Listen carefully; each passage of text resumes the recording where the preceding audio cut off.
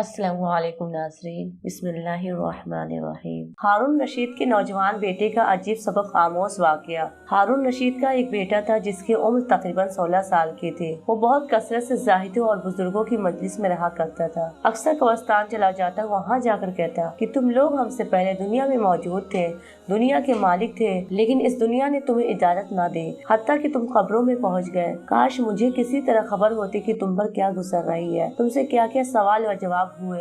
अक्सर ये शेर पढ़ा करता, मुझे जनाजे हर दिन डराते हैं, मरने वालों पर रोने वालों की आवाज़ें मुझे गमगीन रखती है। एक दिन वो अपने बाप यानी बादशाह के मजलिस में आया। उसके पास विज़रा उम्रा सब जमा थे।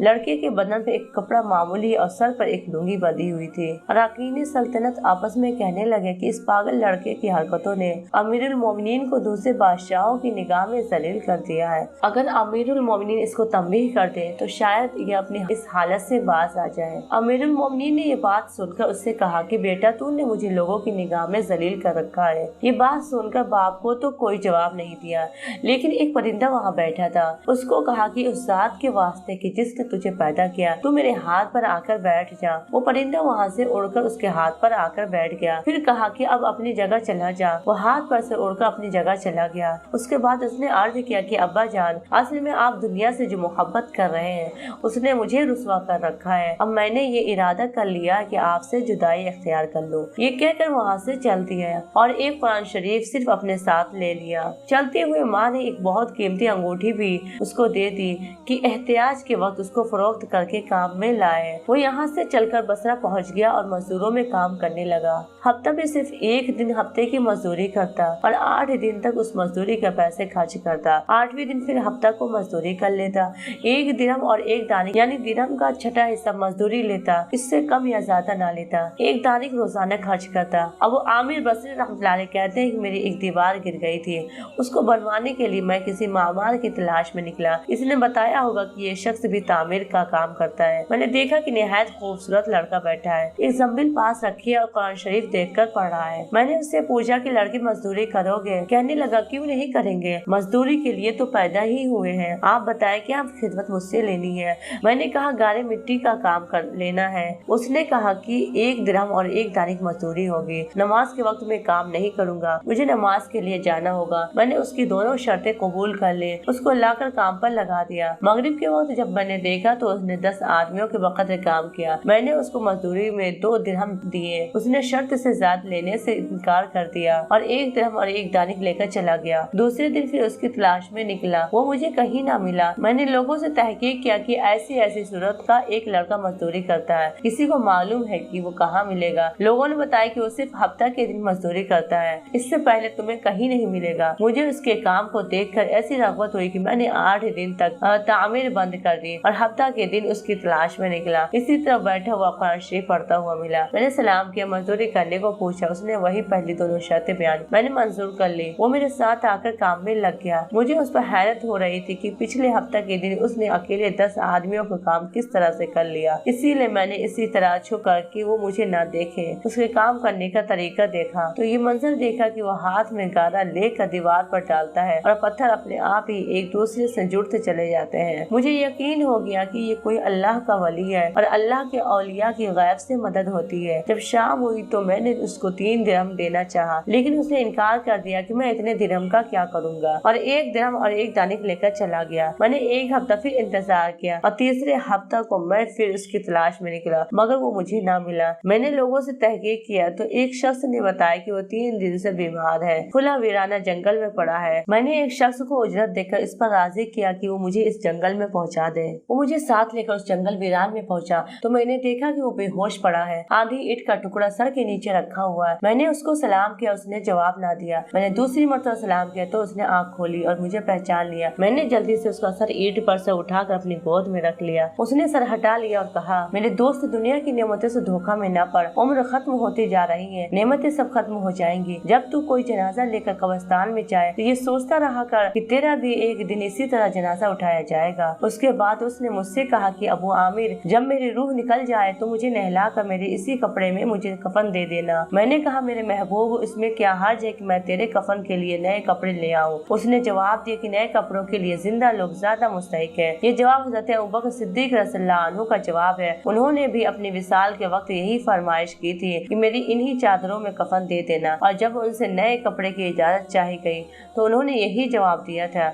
लड़के ने कहा, कफन तो पुराना हो या नया, बहरहाल बोसीदा हो जाएगा। आदमी के साथ तो सिर्फ उसका आमाल ही रहता है। और ये मेरी लुंगी और लोटा कब्र खोदने वाले को मजदूरी में दे देना, और ये अंगूठी और कुरान शरीफ हारून रशीद तक पहुंचा देना, और इसका ख्याल रखना कि खुद उन्हीं के हाथों में देना, और ये कह कर देना कि एक परदेसी लड़के की मेरे पास अमानत है और वो आपसे ये कह गया है कि ऐसा ना हो कि इसी गफलत और धोखा की हालत में आपकी मौत आ जाए। ये कहकर उसकी रूह निकल गई। उस वक्त मुझे मालूम हुआ कि ये लड़का शहजादा था। उसके इंतकाल के बाद उसकी वसीयत के मुआफिक मैंने उसको दफन कर दिया और दोनों चीजें गोरकन को दे दी, और कुरान पाक और अंगूठी लेकर बगदाद पहुंचा और कसर शाही के करीब पहुंचा तो बादशाह की सवारी निकल रही थी। मैं एक ऊंची जगह खड़ा हो गया। अव्वल एक बहुत बड़ा लश्कर जिसमें तकरीबन 1000 घोड़े सवार थे। इसी तरह यकी बात देकर 10 लश्कर निकले। 10वीं जत्थे में खुद अमीरुल मोमिनीन भी थे। मैंने जोर से आवाज देकर कहा, ऐ अमीरुल मोमिनीन, आपको हुजूर अक़दस सल्लल्लाहु अलैहि वसल्लम की क़राबतदारी का वास्ता जरा सा तवक़्क़ुफ़ कर लीजिए। मेरी आवाज पर उन्होंने मुझे देखा तो मैंने जल्दी से आगे बढ़कर कहा कि मेरे पास एक परदेसी लड़के की ये अमानत है जिसने मुझे ये वसीयत की थी कि ये दोनों चीजें आप तक पहुंचा दो। बादशाह ने उनको देखकर पहचान लिया। थोड़ी देर सर झुकाया,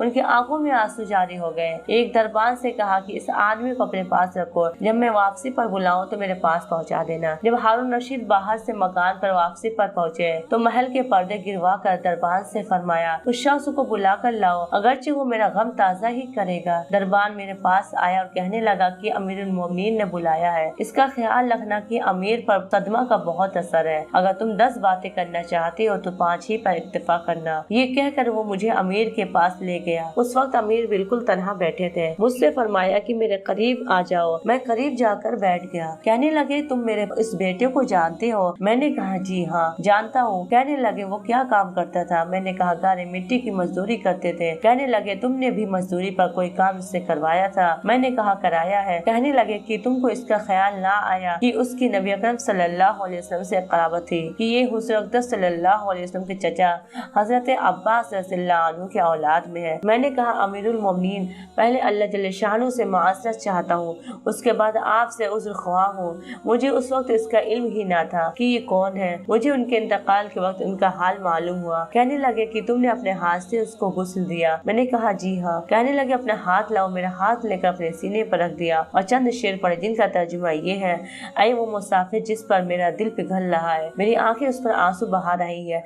ऐ वो शख्स जिसका मकान दूर है लेकिन उसका गम मेरे करीब है। बेशक मौत हर अच्छे से अच्छे ऐश को मुकद्दर कर देती है। वो मुसाफिर एक चांद का टुकड़ा था जो खालिस चांदी की टहनी पर था। बस चांद का टुकड़ा भी कब्र में पहुंच गया और चांदी की टहनी भी कब्र में पहुंच गई। उसके बाद हारून रशीद ने बसरा उसके कब्र पर जाने का इरादा किया। अबू आमिर साथ थे। उसकी कब्र पर पहुंचकर हारून रशीद ने चंद शेर पढ़े जिनका तर्जुमा ये है, ऐ वो मुसाफिर जो अपने सफर से कभी भी ना लौटेगा। मौत ने कम उम्री के ज़माने में उसको जल्दी से उचक लिया। ऐ मेरी आंखों की ठंडक, तू मेरे लिए उन्स और दिल का चैन था, लंबी रातों में भी और मुख्तसर रातों में भी। तूने मौत का वो प्याला पिया जिसको अनकरीब तेरा बूढ़ा बाप बुढ़ापे की हालत में पिएगा, बल्कि दुनिया का हर आदमी उसको पिएगा, चाहे वो जंगल का रहने वाला हो या शहर का रहने वाला हो। बस सब तारीफी उसी वहदहु ला शरीक लहू के लिए है जिसकी लिखी हुई तकदीर के ये करिश्मे है। अबू आमिर कहते हैं कि उसके बाद जो रात आई तो मैं अपने वज़ाइफ पूरे करके लेटा ही था कि मैंने ख्वाब में एक नूर का कुबा देखा जिसके ऊपर नूर ही नूर फैल रहा था। उस नूर के अब्र में से उस लड़के ने मुझे आवाज देकर कहा, अबू आमिर, तुम्हें हक ताला शान जज़ा खैर अता फरमाए। तुमने मेरी तजहीज़ व तकफीन और मेरी वसीयत पूरी की। मैंने इससे पूछा, मेरे प्यारे तेरा क्या हाल गुजरा? कहने लगा कि मैं ऐसे मौला की तरफ पहुंचा हूँ जो बहुत करीम है और मुझसे बहुत राजी है। मुझे उस मालिक ने वो चीजें अता की जो कभी न किसी आँख ने देखी, न कान ने सुनी, न किसी के दिल पर उसका ख्याल गुजरा। हजरत अब्दुल्ला बिन मसूद रज़ियल्लाहु अन्हु फरमाते हैं कि तौरात में लिखा है, हक ताला शानहू ने उन लोगों के लिए जिनके पहलू रात के ख्वाबगाहों से दूर रहते हैं, यानी तहज्जुद गुजारों के लिए वो चीजें तैयार कर रखी हैं ہیں जिनको न किसी आँख ने देखा, न कान ने सुना, न किसी आदमी के दिल पर उसका ख्याल गुजरा, न उनको कोई मुक़र्रब फरिश्ता जानता है, न कोई नबी रसूल जानता है। और ये मज़मून कुरान पाक में भी है, फला तअलमु नफ्सुम मा उख़फ़िय लहुम मिन क़ुर्रति अयुन। किसी शख्स को खबर नहीं जो आंखों की ठंडक का सामान ऐसे लोगों के लिए खजाना गैब में मौजूद है। उसके बाद उस लड़के ने कहा कि हक ताला शानू ने कसम खाकर फरमाया है कि जो भी दुनिया से इस तरह निकल आए जैसा मैं निकल आया, उसके लिए यही एजाज व इकराम है जो मेरे लिए है। साहिब रोज कहते हैं कि ये सारा किस्सा मुझे और तरीके से भी पहुंचा है। इसमें यह भी है कि किसी शख्स ने हारून रशीद से उस लड़के के मुतालिक सवाल किया तो उन्होंने बताया कि मेरे बादशाह होने से पहले ये लड़का पैदा हुआ था, बहुत अच्छी तरबियत पाई, कुरान पाक भी पढ़ा था, उल्म भी पढ़े थे।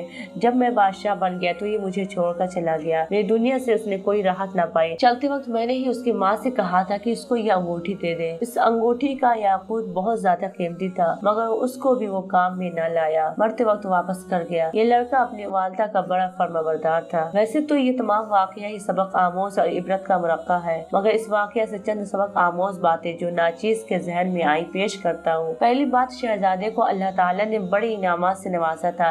ये इनाम खुदावंदी ही था कि उन्होंने शाही महल पर बैठे हुए जानवर से कहा कि खुदा के हुक्म से मेरे हाथ पर आके बैठ जा। वो आकर बैठ गया। उससे मालूम हुआ कि ये अल्लाह के खास बंदों में से थे और उन्होंने अपनी नफसानी ख्वाहिशात को खैराबाद कह रखा था, जिसकी वजह से जानवर भी उनके ताबे हुक्म हो जाते थे। चुनांचे इस जिंदा मिसाल उनका ये वाकया है कि जब ये कम्बल का कुर्ता और लुंगी सर पर बांधे पहने हुए दरबार शाही में दाखिल हुए तो तमाम हाजरीन ने नजर हिकारत से देखा। बाप ने नसीहत की और कहा, तू ऐसे ऐसे लिबास पहनकर मेरी रुसवाई और जगहसाई करा रखी है। मेरे पास आला से आला कपड़े हैं, वो तेरे लिए नहीं तो किसके लिए है। शहजादे ने अपने बाप को ऐसे हैरान कुन जवाब दिया कि लोग मुंह तकते रह गए कि मुझसे दुनियादार नफरत करते हैं, लेकिन आपकी तरफ तो जानवर भी तवज्जो नहीं करते। सच है, हुजूर सरवर कायनात सल्लल्लाहु अलैहि वसल्लम का फरमान है, मन कान लिल्लाहि कान अल्लाहु लहू।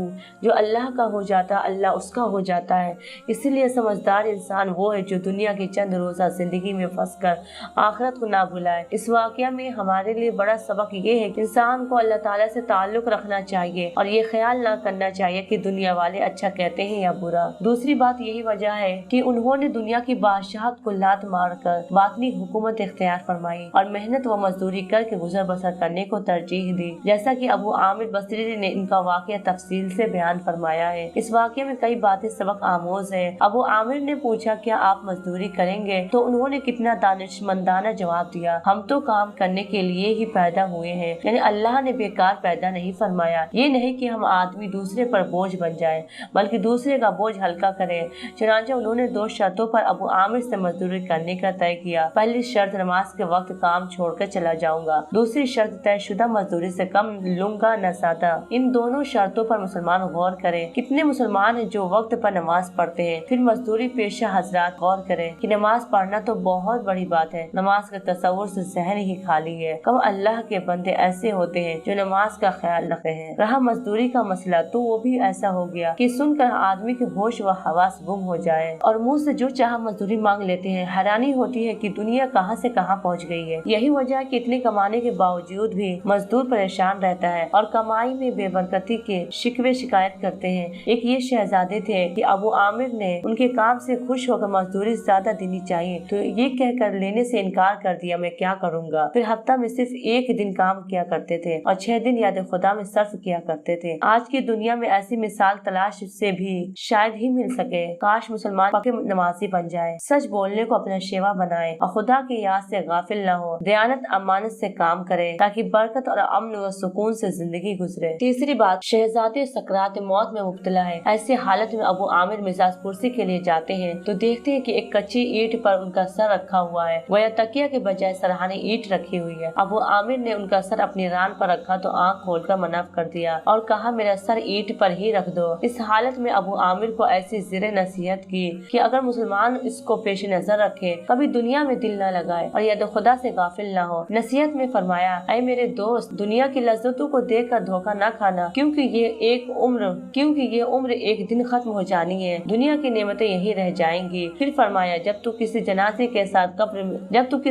के साथ कब्रिस्तान जाए तो ये ख्याल कर कि एक दिन मर कर तू भी कब्रिस्तान इसी तरह ले जाया जाएगा। चौथी बात, वसीयत में ये फरमाया कि जब मेरा इंतकाल हो जाए तो मुझे गुस्ल देकर मेरे जिस्म के पुराने कपड़ों का कफन देकर दफन कर देना, क्योंकि कब्र में कफन एक दिन खत्म हो जाएगा। कब्र में मैयत के काम आने वाली चीज उसके नेक अमाल है, जैसा कि हजरत अबू बकर सिद्दीक रज़ियल्लाहु अन्हु ने अपनी वफात के वक्त अपनी बेटी हजरत आयशा सिद्दीका रज़ियल्लाहु अन्हा से फरमाया कि रसूलुल्लाह सल्लल्लाहु अलैहि वसल्लम को कितने कपड़ों में कफनाया गया था, तो उन्होंने जवाब दिया 3 कपड़ों में। हजरत अबू बकर सिद्दीक रज़ियल्लाहु अन्हु उस वक्त 2 फटे पुराने कपड़े पहने हुए थे। उनकी तरफ इशारा करके फरमाया, तो बस मेरे जिस्म के इन दोनों कपड़ों के साथ तीसरा कपड़ा बाजार से खरीद कर मुझको कफन दे देना। ये सुनकर आयशा सिद्दीका रज़ियल्लाहु अन्हा ने कहा, अब्बा जान, हम तीनों नए कपड़े बाजार से खरीद सकते हैं। तो हजरत अबू बकर सिद्दीक रज़ियल्लाहु अन्हु ने जवाब दिया, बेटी, नए कपड़ों के जिंदा लोग बनिस्बत मुर्दों के ज्यादा मुस्तहिक है। मोहतरम क़ारीन, गौर करें शहजादा हारून और सिद्दीक अकबर रज़ियल्लाहु अन्हु की वसीयत में